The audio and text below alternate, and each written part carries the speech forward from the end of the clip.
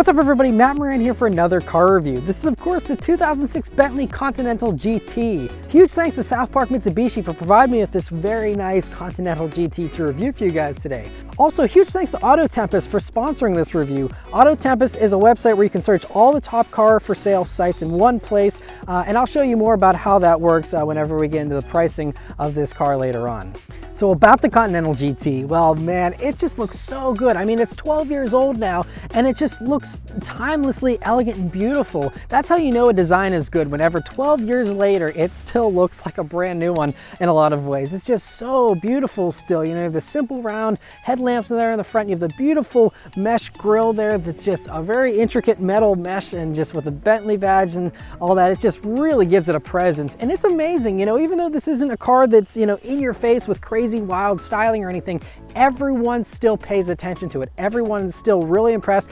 Just in the time I've been in this parking lot for a half an hour, I've had 2 people already come up and say, wow, that's a really nice car. Everyone wants to talk to you about it. It's really funny, but just goes to show you don't need a million spoilers and crazy styling to stand out as a really beautiful design.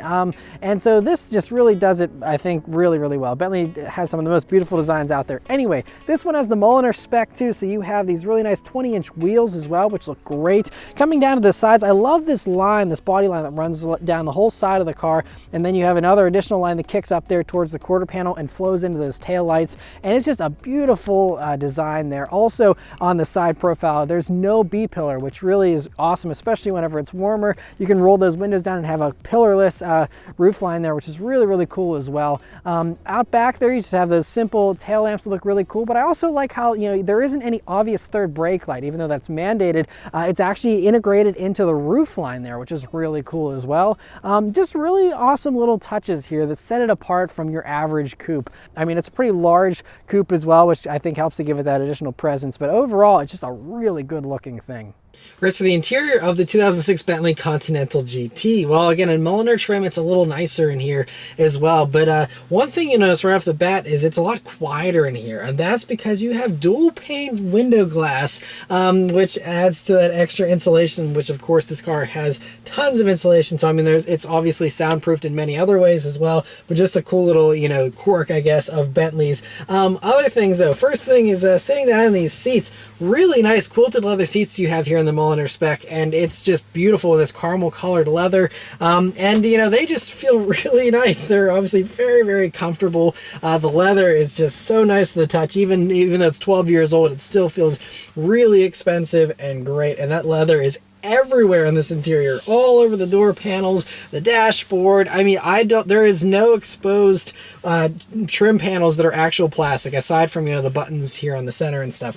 Everything is covered in leather, which is just astounding. All the real wood trim is also beautiful looking. Other things though, you know, these seats do also have pretty good bolstering, so they hold you in place pretty well. It's not very sporty bolstering here by the torso, although the thigh support is nice and aggressive.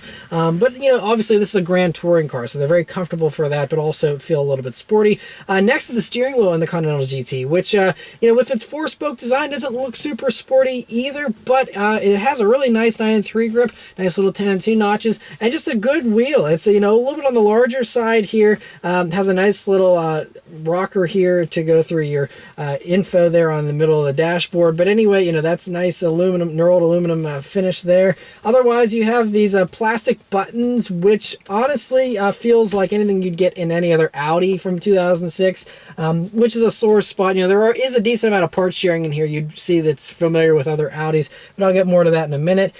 Another thing though, speaking of part sharing, is these paddle shifters you have, which are straight out of a Lamborghini Gallardo, which is a very cool touch. But you know, they're real far high and up and out of the way, which makes them a little bit of a reach, but we'll see how that, you know, does as we continue to drive along here. But I like that they're mounted to the steering column and not the steering wheel.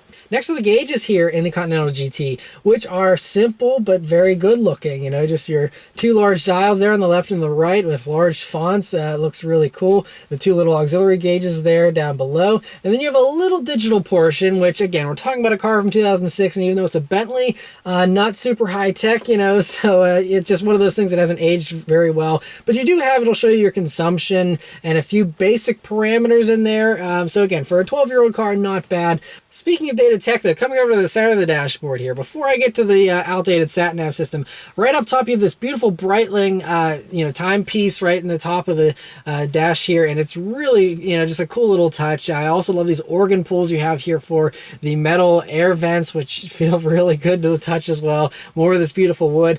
But anyway, then you get down to this, infotainment system, which looks like it's a touchscreen, but actually isn't. You have these buttons which correspond to the different, things, options you have here in the menus and whatnot.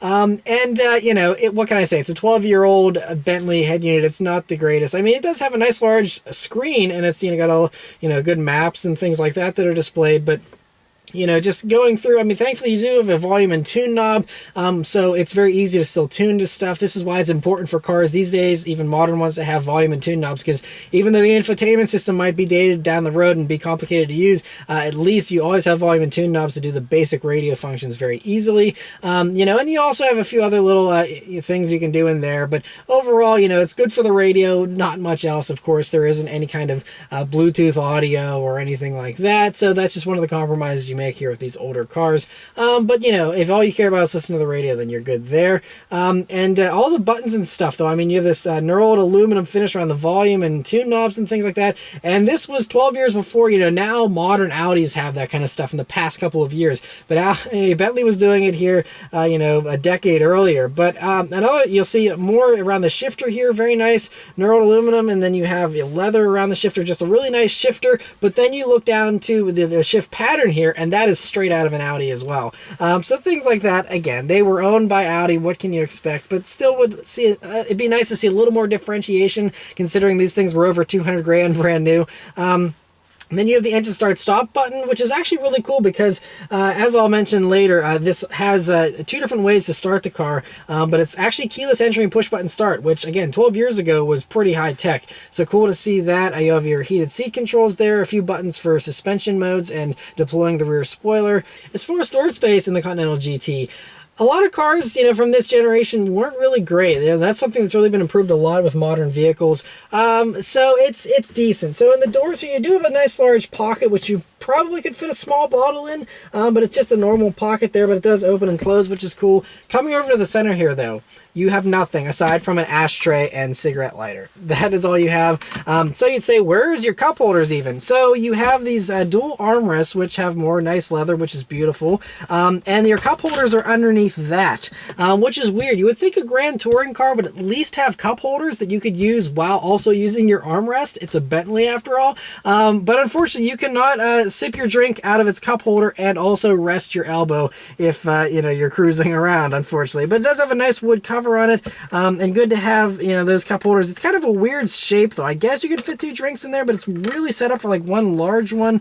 Again, just a little quirky there, but anyway, these armrests, by the way, they're, like I said, they fold up and down separately. The driver's side one, you have a little display. I'm not sure what it does because it's not lighting up, and then you also have just a tiny little space there for like an iPod or something, like an old Nano or something. And then the passenger one actually just has a hookup here for an old cell phone, a car phone kind of setup. Again, 12 years old, but just so no usable storage space in those is the takeaway, unfortunately. So you have an ashtray and a hidden cup holder, and that's it. Backseat space in the Continental GT is decent. It's a beautiful backseat. More of that quilted leather. You have their own wood and air vents back there. It's all very nice. Another one of those odd cup holders. You also have a fold-down center armrest, which is really great. Now, as far as rear seat room, I'm 5'9". Me sitting behind myself, it's hard to say because the seat doesn't go back to my saved position whenever I use the controls. So I'm not sure exactly how much space I have, but whenever it went back to its default position, my knees were resting against the seat. It wasn't super comfortable, but it wasn't crushing me either. So I suppose, if you're a driver and passenger up front here aren't too tall, you could get away with, hauling someone back there in a pinch, but it's not something I'd want to use every day. Of course, there's 4-door Bentleys if you want to, use a rear seat, but it's nice to have, like I said, at least for in a pinch. Trunk space in the Continental GT is actually really impressive. It's a power boot lid as well, which is very cool. You just press the Bentley. It's not even really a button. There's nothing that moves. You just press it and it opens up, which is cool. It's powered there, and it's a really deep trunk. It's amazing. I mean, the length of the space is, you know, right on par with your average, you know, large crossover SUV these days. A huge, I mean, you could fit 4 suitcases long-wise without even stacking them, I think, in the back there. The only downside is the opening isn't super large, so, you know, fitting large objects would be tricky. But for suitcases and stuff, you have tons of space. A really great Grand Tourer in that regard. There also is a ski pass-through as well, so if you want to, you know, haul some skis in here, that's something you can do as well. And so overall, really great trunk. All right, so start up and go for a drive. The Bentley has this very nice key that actually has some knurled aluminum there on the sides. It's got the buttons on the back. A little worn out, this one, obviously, but also has a switchblade. So you actually can either start this vehicle on the left-hand side here with the key, or like I said, it's keyless entry and push-button start, which is, again, crazy for 2006. So anyways, put your foot on the brake at the end to start button. Roars to life. All right, so setting off in the 2006 Bentley Continental GT. So this is actually my first time reviewing a Bentley. I have driven one before many years ago, and they are very cool to drive. So anyway, first thing you notice is, again, just how quiet it is. You have the low burble of this W12 engine that's just purring in the background. And otherwise, though, you know, it's a very quiet and serene ride. Now, this one being 12 years old does have the occasional squeak from the leather, or, you know, there's random little buzzes that are going on in the background and things like that. Again, just kind of some of those German electronics that like running in the background and things like that. But other things to note here, visibility in the Bentley is actually pretty cool. So you have a very good view forward, you know, pretty good, nice sized windshield. View out of the sides is what's remarkable, because you have no B-pillar, so you have complete uninhibited vision over your shoulder, which is wonderful. And view out of the back is also pretty good. It's a pretty aggressive slant there to the rear window, but, you know, pretty easy to see out of still. Another thing you notice about the Continental GT is the throttle response is actually very lazy. I'm assuming that's the way they wanted it to be, just because, again, this is a Grand Tourer. You're in a Bentley, you don't need to rush anywhere. You know, it's one of those things. It just gives you a relaxed driving experience, but it is quite dull, and, you know, you have to have a pretty aggressive throttle input in order to, you know, get it to, you know, accelerate quickly, I guess. But otherwise, just a really nice, smooth ride. You have this air suspension, and like I said, you know, it's just a very heavy vehicle as well. These weigh almost 5,300 pounds, like 5,258, I think is the exact number, which, to put it in perspective, I'm pretty sure is like the same weight as a Jeep Trackhawk, or some other very heavy SUV. There's even some plug-in hybrids with all the batteries that actually weigh less than this. But again, it's because this is a luxury vehicle, and a Bentley is what it is. You know, so I mean, the ride is very smooth, even over rougher roads. It's kind of amazing. You more so hear the bumps than feel them. Like, you know, you're like, you hear the vehicle reacting to them, but you don't actually feel much in the cabin here. It's really impressive, and I think the only thing that really bests this is the Rolls Royces. They actually have a really buttery smooth ride that is even better, but this is still, you know, very good. Again, it's a Bentley after all. What do you expect? Other things to note here, the steering has a really nice weightedness to it. It's a little bit on the heavier side, which just goes with the more substantial feeling of this vehicle. Everything in this vehicle feels heavy. You know, the doors are super heavy to open and close, and they're large doors as well. You know, and even, you know, when you're sliding this rear seat, the front seats forward, you know, for people to get into the back, even the seat back is also heavy. Everything in this vehicle is heavy. So it just, you know, it takes a little bit of muscle. It's not like it's an inconvenience at all. It just all feels very substantial. It's like you're rolling around in a bank vault. I love it.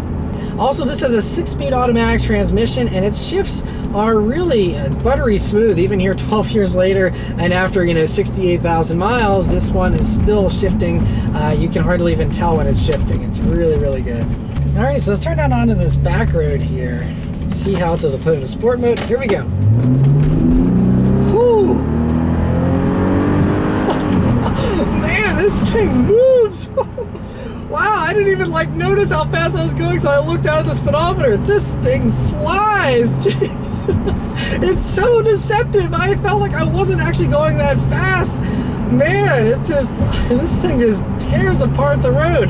So anyway, this sport mode does a really good job of putting you right there in first and just letting you have the power, and there is tons of it. This has a 6-liter W12 engine, which is like two V6s put together in a way, and so it provides 552 horsepower and 479 pound-feet of torque, which doesn't sound like a very high number considering it's a W12 engine with 12 cylinders, but it's just the way that it delivers that power, and it does it so smoothly. A lot of other engines, you go full throttle, it has a bunch of ruckus and craziness, and this, there isn't any of that. I mean, you hear some noise and it increases in volume slightly, but it's very refined and sedate in the way that it does that, which is not the most fun, but it's also fun just because it's kind of screwing with your senses. You're expecting all this drama and fanfare every time that you go full throttle in a car, and for this, it's just whisking you away with this huge shove of torque, and it's just really a different experience.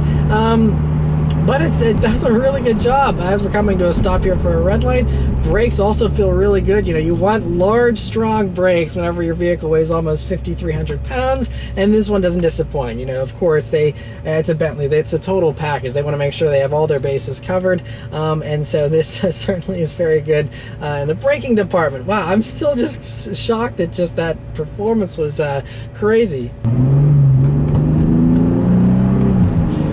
Nice sound to it too, but like that was 40 miles an hour. That's all it took. It's easy to see. These are actually quoted at 4.4 seconds 0 to 60, which I totally believe. Even though these are so heavy, it certainly feels that fast. It's just it's got a good sound to it too, though. I feel like an exhaust would actually sound pretty cool in these, but even just the way that it picks up, the nose lifts up a little bit too, and it's fun for sure.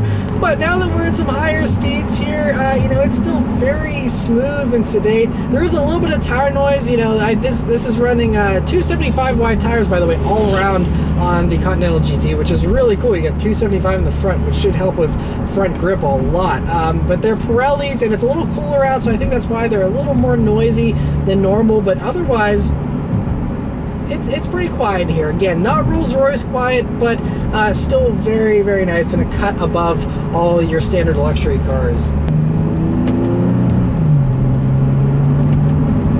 Manual shifting is very slow here in the automatic Continental GT. So it's just the way it goes. It's a 6-speed automatic from 12 years ago.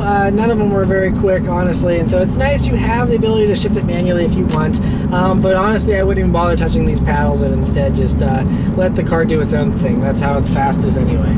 I don't know if you can hear it, but there's this constant little hum coming from behind the dashboard somewhere that comes off and on, but whenever I hit the brakes, it stays on for a little while after that. Not sure what's going on with that, but again, some of the quirks of a 12-year-old British car, I suppose. And going around a couple of corners here now, test out the handling. And, it's pretty flat, honestly. One or two more corners here. Yeah, I mean, Bentleys, of course, aren't going to be corner carvers, but man, it's flat. It feels really good. I think, like I said, those 275 wide tires in the front really help. Now, if you were to push this in quick transitions, that's where you'd really feel that weight and it would, come to bite you. But it actually just feels really solid and planted going around the corners thanks to that weight. And like I said, those very wide tires, it really does a good job. It's a great handling car. Yeah, this thing just feels so nice to drive, though. I love taking it around the corners. I love getting on the gas. There's a reason why these things, cost so much new. But the surprising thing is, and the last real main thing that's impressive about the Continental GTs, especially 12-year-old Continental GTs like this one, are the pricing of them. So whenever you go to look at Auto Tempest, that's what I'm using to check out the pricing here for this. And Auto Tempest is great because it searches all the main cars for sales sites, Auto Trader, Cars.com, eBay. It'll also, compare results with all of Craigslist as well. So instead of having to check multiple sites, you have all your search results right there on one website. So that allows you to, get the best search results possible, find the best prices as possible, and that way you don't miss any cars. And so overall, it's a really cool site, and I have all the links in the description below to check it out. And when we look on Auto Tempest for Continental GTs, you know, starting at the lowest priced ones there, these things go for low $30,000 range with some higher miles on them, of course. But that's for clean Carfax, you know, nice cars. You know, you could have a Bentley that was over $200,000 brand new for, you know, high 30,000s, low 40,000s all day long, and you'll look rich. You know, like I said, I've had so many people stop me. One guy even, I mentioned to him, I was like, yeah, this thing, you know, isn't that expensive. He's like, wow, I would have never guessed that car was 12 years old. It looks brand new.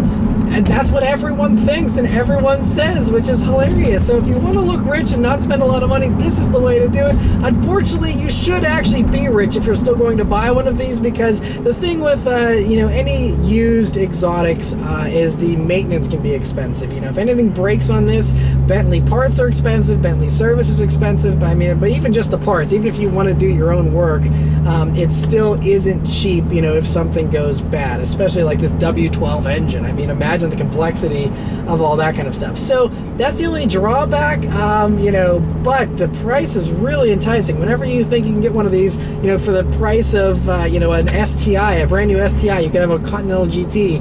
It's just crazy to think about. And yeah, sure, you know, the radio isn't, you know, up to date and all that kind of stuff. But if you don't care about, you know, infotainment, you're fine just having a phone mount and everything else. I mean, this is a really tough value to beat. Again, you have to find the right one. Make sure it's been well maintained, so there isn't any super expensive maintenances. But you know, really a cool car. You know, and just it's awesome that these things have now gotten to that kind of value level. But yeah, overall, I am so impressed with the Continental GT. How can you not be impressed with a Bentley? It is just a really amazing thing, and if you ever get a chance to drive one, definitely take it, because it is something that's very memorable and a ton of fun. So anyway, huge thanks to South Park Mitsubishi for providing me with this awesome Continental GT to review for you guys today. Let me know your thoughts about the Continental GT and its very enticing pricing in the comments below. Thank you guys very much for watching, and I'll see you next time. Take care.